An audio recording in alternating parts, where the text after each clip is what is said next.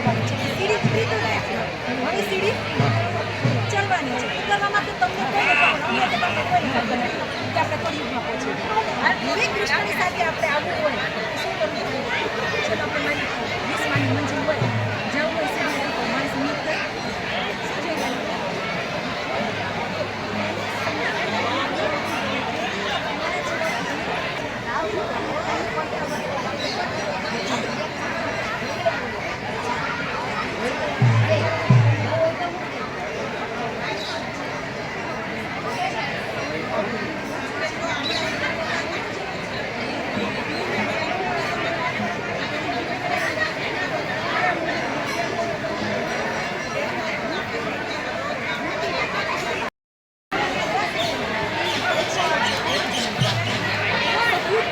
સીડી બતાવી છે સતયુગની અંદર 8 જણ, ત્રેતાયુગમાં 12 જણ, દ્વાપર યુગમાં 21 જણ અને કળયુગમાં 42 જણ.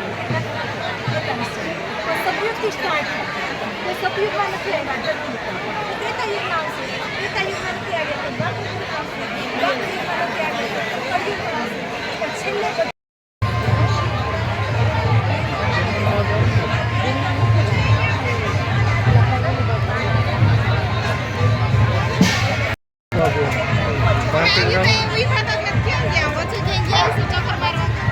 અંદર ગયા છે.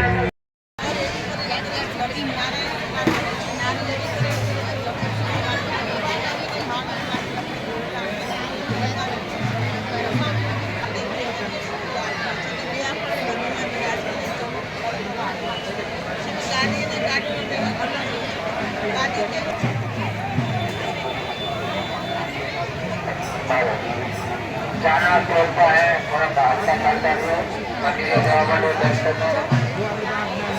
કરવા જવા માટે ઘણી દુકાનો છે. મંદિરના ગ્રાઉન્ડમાં ખોટી ઉભાડા છે, દર્શન કરવા માટે રસ્તાની અંદર ખોટી રીતે કોઈ ઉભેલી રસ્તો ખુલ્લો રાખો. અમારા ફ્રેન્ડ મિત્રોને સહકાર આપો.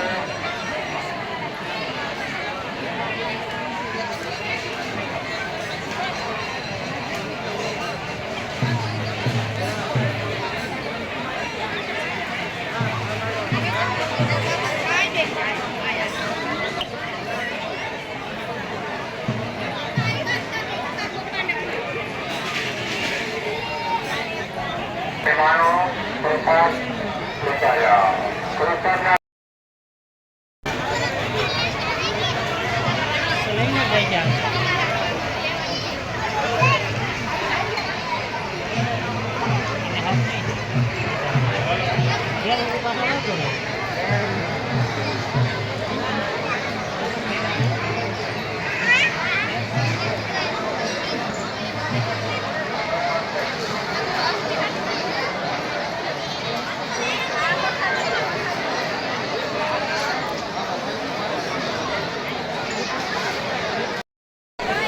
આજે ગાંગેચા ગામમાં ગંગનાથ મંદિર પર ભાદરવી અમાસમાં સોમવતી અમાસમાં વિશેષ મેળો ભરાય છે.